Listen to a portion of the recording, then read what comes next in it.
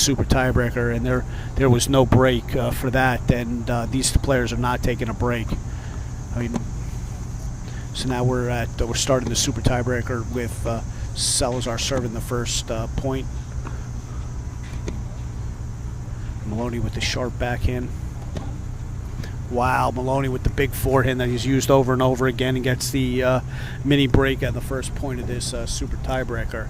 And Bob, I think the reason that they would not want new balls is new balls for a super tiebreaker would be very lively, and you wouldn't get a chance to really work. I'm fine either way. I'm not. I got to tell you, the reason I think that is because once in a super tiebreaker in a national 35 and over tournament, we did elect to get new balls for a super tiebreaker, and it was the wrong move. Because, wow, big serve there by Maloney. Maloney goes up 2-0, so he is still on fire.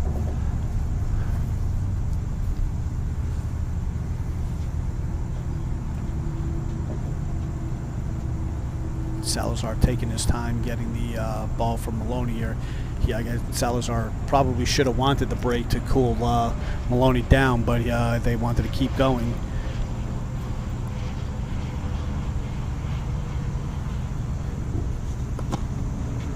Dan Wilson just makes a good point that if Maloney keeps hitting backhands like he did on the first point, that no way he's going to lose with the strength of his serve and his big forehand. What a kick on that second serve there.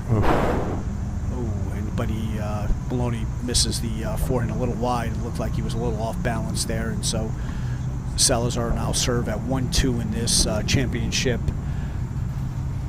super tiebreaker. I mean, Maloney's hit so many good forehands, you can't be critical of him, but that one again, he seemed to tense up his body a little too much and mishit the ball. I agree.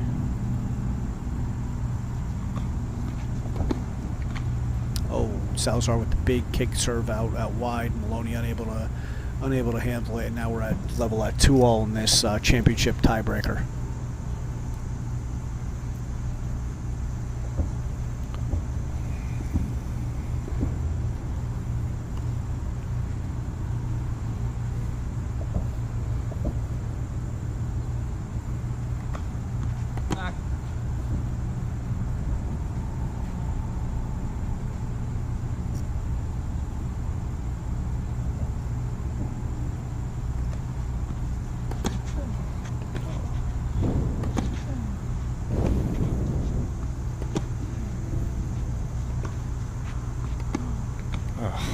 Maloney stood up a little straight on that backhand. He didn't move his feet. Now he's down 3-2 in this tiebreaker. He'll have the next two serves, though.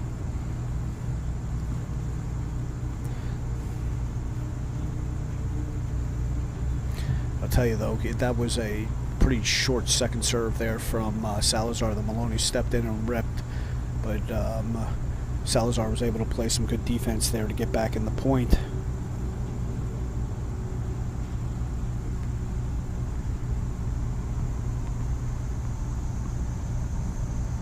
Maloney serving down 2-3 in the super tiebreaker. And wow, what a not an easy ball to handle. That big lob off the huge out wide serve. He did it perfectly though. Got it when it was still above the net, and he hit a short volley, so there was no chance to run it down. Not only did he hit a fantastic short angle volley. Yeah, really tremendous.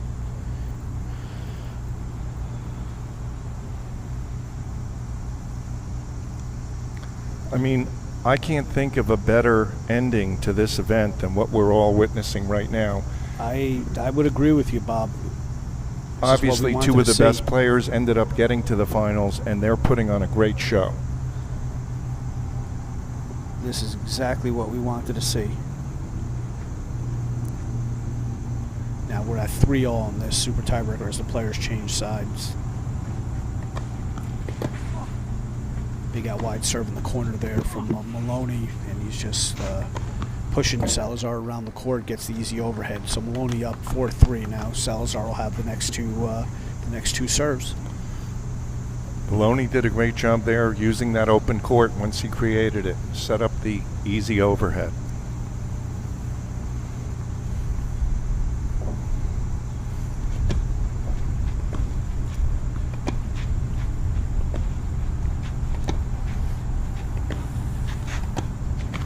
Maloney just hit a screamer.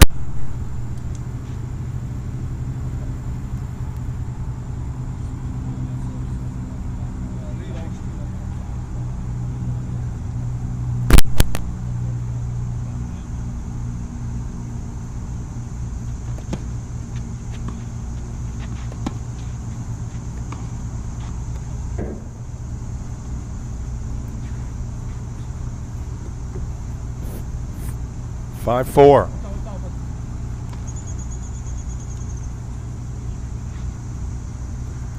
We've lost Brian. He jumped up and down in the booth here and disconnected his mic, so we're trying to get him back.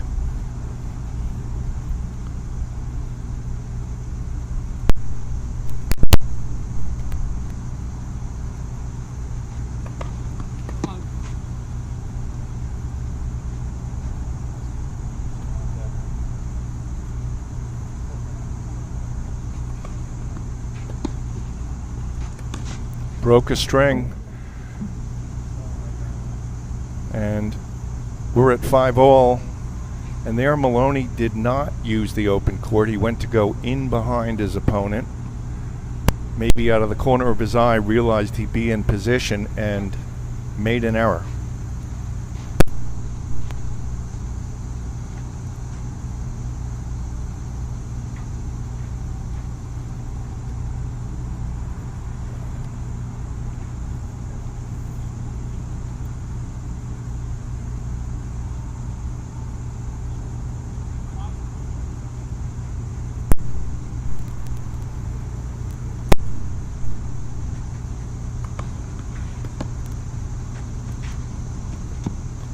And he made one of those drop shots. All right, keep trying. It's sooner or later it comes true. That was an excellent serve, though, to set things up. 5-6.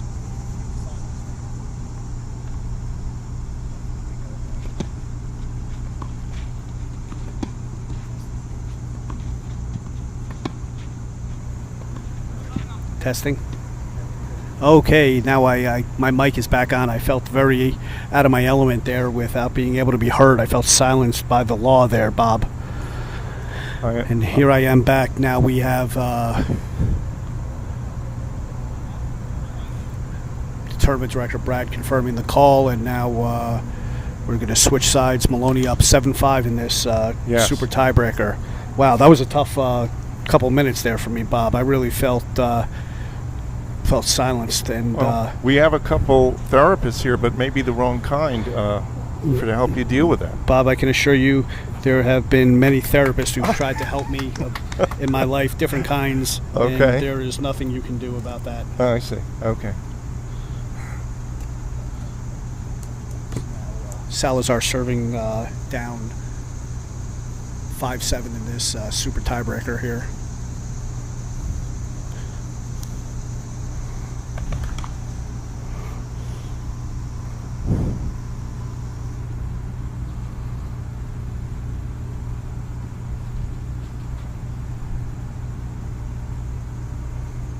Second serve. A very weak second serve from Salazar. Maloney just puts it back.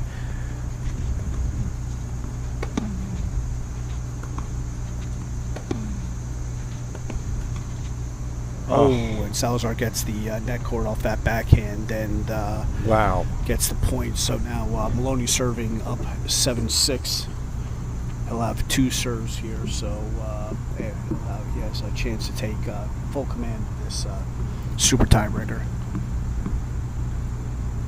If you're Salazar now, you'd be happy getting 1 out of 2 here. That's the goal for Salazar. Ideally, you want to get the first one and put some pressure on Maloney, but he will.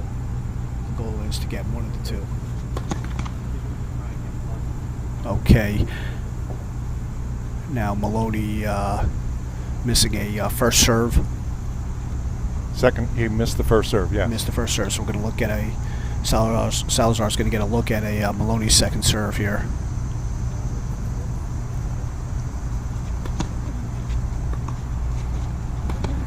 Oh, and Maloney just unloaded on a inside-in forehand. He was almost outside the doubles alley there, and he got down low and just the racket speed on that to forehand was incredible. Beautiful play. So 8-6 now, Maloney.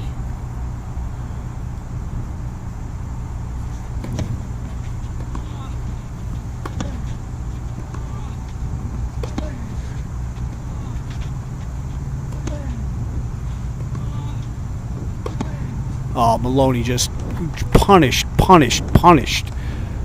or 4 forehands there, and we hit an inside-out forehand there for the first time that I can remember, but it came at the right time. It was absolutely beautiful. Yeah. Got around the ball and just struck it hard, Bob. He did, and he set it up with that forehand-to-forehand exchange where he finally got the short ball he wanted.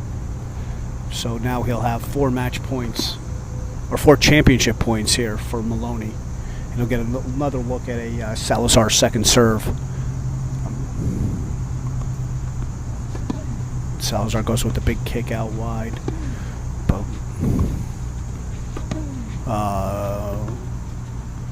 Going backhand to backhand here, and Maloney now. Salazar. What a recovery from Salazar. What a recovery there from Salazar. Maloney was in match control of that point. Down. Looked like Maloney hesitated a little bit. He got caught in between about whether to go in or stay back, and Well, he also went inside out. He's been hitting that winner in the forehand corner all day. He did. But you don't want to second guess him. He hit it well, but he sure did. Yeah. And he certainly has the ability to either go inside in or inside out. Now, Salazar serving at 7-9.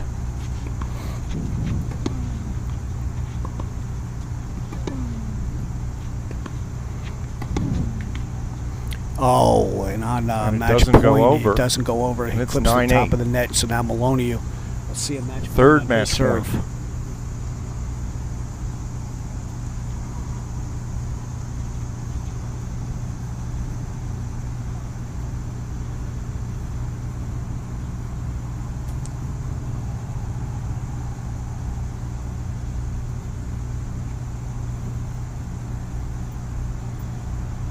Where do you think Maloney's going to go here, Bob? I think he's going to kick him out wide, and there's a small threat of a serve and volley here at this point in the match. I was thinking the same thing. Mm-hmm. We'll see. I think he's going to go out wide, but I don't think he's going to serve and volley. Oh, he did go out wide there, and toss was a little low there. But get a second serve here, and I'm sure he's going to go out wide here. And wow, got a heck of a kick on that. The inside in to close out the match, and Patrick Maloney does it the hard way and comes back to win the 2020 Summer Pro Shootout. What a fantastic performance by Patrick Maloney here today. And what a perfect finish. That was his signature shot of this match. He hit it well in other matches, but it went to a whole new place here. It was really spectacular. That was his signature shot. It was a fantastic performance by Patrick Maloney. Came through the back draw, the loser's draw. Played a lot of tennis this weekend to win the tournament. And Salazar, you can hear, is a little upset. And really, congratulations to Patrick Maloney for pulling off a great performance here. Jose, thank you for joining us in the booth here today, and thanks for playing in this event. An absolute fantastic performance here today. So thank you for being here. Thank you so much. It was a lot of fun. I miss competing a lot, so it's a great excuse to come out here and play a little bit. I can imagine, Jose. I know now. I know you graduated from the University of Arkansas a couple of years ago. What are you doing now? So I'm working at my Nursing Island club. Okay. And I've been in the area for 4 years now. Okay, fantastic. Well, you're a great addition to the Westchester tennis scene. I've been to nursing several times, and what a beautiful club it is, and I hope you're enjoying it there. I know you played in the tournament last weekend with your former college teammate, Mike Redlicki, and took the Richardson title last weekend, so congratulations on that. Thank you so much. I appreciate that. So tell us about your experience here at the 2020 Chestnut Ridge Pro Shootout. In fact, you came through the winners draw not very easily, but without real incident, and you didn't get to play as much tennis as everybody else, and that could be both a curse and a blessing. And I think you ran into a absolute train rolling downhill from Patrick today, playing some incredible tennis. And Patrick played the most matches of anybody in this tournament. So I play great tennis, and when I was playing Brian Shee, I was playing really good, 4-1, 3-1, and then I got a little bit in my head how easy the match was going, so started to think a little bit too much, and then things got very, very even. Then I was watching a little bit of the game with Patrick, and it looked good from the outside, but then when I got in there, he just got a really big game, and there was really nothing I could have done different, in my opinion, to get a little bit, pushing behind the baseline and get a little more in the offense side. His serve was too good. He changed the direction really well. Didn't give enough rhythm, played short points. So honestly, I give him all the credit. He played a great match, and then in the super tiebreak, he was always ahead, even though it was 10-8. So I'll give him all the credit because he really deserved to win. That's I don't think he could have said it better. I mean, Patrick, we watched several of Patrick's matches this week, and he got better as the tournament went on, and I think he capped it off with his signature play, the big serve out wide, and then the inside in forehand. And man, he was just hitting it big, and it seemed like sometimes isn't it true? Sometimes when somebody is playing like that, you just have to say too good. Too good. And the worst part is I'm just going to go on the ride back home, and I don't know what I could have done differently. It's one of the first, probably the first time I'm going to go home, and I don't know what to change because, again, the serve was too bouncy, got too high, and then on the return he did enough to put enough pressure. And again, all the credit goes to him. Well, I know that car ride home, Jose, very, very well. It's been about 20 years since I competed, really, really, really competed. And I can tell you, I still have those car rides home, and I still think about those car rides home. I probably had a lot more of those car rides home. I looked at your record. I had a lot more of those car rides home than you did. And man, I feel for you with that. But I think you're just a great example of a great player, and we're glad to see you come out here. And like I said, I think you're a fabulous addition to Westchester and the Westchester tennis community, and I hope you stay around. Now, I want to ask you, I want to shift focus a little bit, but what was it like playing for Andy Jackson in college? Oh, I absolutely love it. He completely changed me as a player. We work on a lot of stuff. I remember going early mornings with him. We really put the work together, and with Nestor, the assistant coach, we were a great team, and it was probably the best change and the best coaches staff I ever had, and that's the reason I played really good in college. That's it. That's interesting. Yeah, I know. I've known Andy for many years, and knew him from when he was back at Mississippi State, back when I was playing college tennis, and has always been a very successful coach. Coaching at 3 different schools in the SEC for everybody out there that doesn't know that, and he's been around a long time. But now you made the decision at some point in your college career to transfer from Oklahoma to Arkansas. Now, what brought upon that switch? I was playing really low in the lineup in Oklahoma. And my first decision was to go to Arkansas, but had 2 buddies in Oklahoma, so changed my mind last second. Then when Arkansas came up again, then Andy called me, and he really told me how much we're gonna work. He was so excited to get finally get me there, and I didn't really think about it twice. So I definitely made the right choice. I had a lot of fun in Oklahoma, but it was the right decision for me, and it was the right change. I play much higher. And with Mike, we really took the program to the next level. And again, Andy has been like a father to me, and we're still in touch. We still talk a lot, and I can only say great things about that guy. That's fantastic. I'm so glad to hear you had such a positive college career.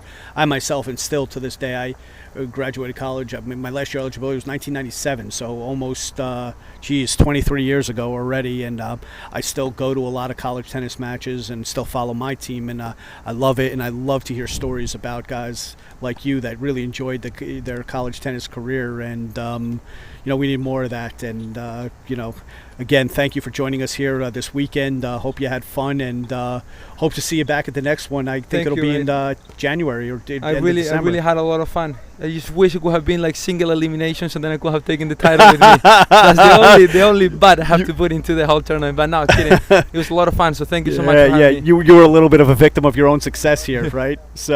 But man, what an interesting format. And again, thank you for coming, and I look forward to seeing you at the next one. Thank you so much. And I think Brad's got a little gift for you here that he'd like to present, $700 to you, and use it well. Thank you. I'll try not to spend it all in once. That was a fantastic performance, Thank really. you. I saw something special yesterday when I saw you play tennis for the first time for me, but the way you played this final, you took it to a whole new place. Could you tell us a little bit about what was going on out there for you? Yeah, well, I thought I played pretty well against Brian yesterday. I thought it was 2 or 3 points that made the difference in the match, and then today I came out and I just got good rhythm. I got 2 matches in under my belt. I played Gary, and then I played another guy, and they kind of gave me different looks. Gary gave me more big serves. The other guy grinded a little bit, so I kind of got all my shots going. And then by the time I got to the final, I just felt like every shot I wanted to go for, I was executing my serve. I didn't serve. I don't think I hit as many great aces and stuff as the first couple of matches, but I think my first serve percentage was really good. I think I used my kick serve a lot against him, and that worked. So I just stuck to that and just kept going after, and it worked out. Yeah, I was saying up here in the booth on match point, when you hit that inside-in forehand, that was the signature shot of the match for you. Yeah. And the fact that you won it with that shot, it makes it sort of special to me that the thing that worked so well was also the final point, especially under pressure, was 9-8 in the super tiebreaker. Yeah, that was definitely cool to see. You know, I used that throughout the whole match, and then close to the end, I had another opportunity to do it, and I decided to go inside out, and he made a get. He made a really good get, and after that point, I said next time I get a forehand, I'm definitely going inside in, definitely going with the shot that I'm comfortable with. And well, that's exactly what I was saying up here in the booth. Yeah. I was very surprised when you went inside out on that one and allowed him to get you a little stretched out. I tried holding it to see if he would guess, and he didn't really move. He kind of just reacted instead. So he got there and he put me on the defense right away. And really, what a fantastic match. So,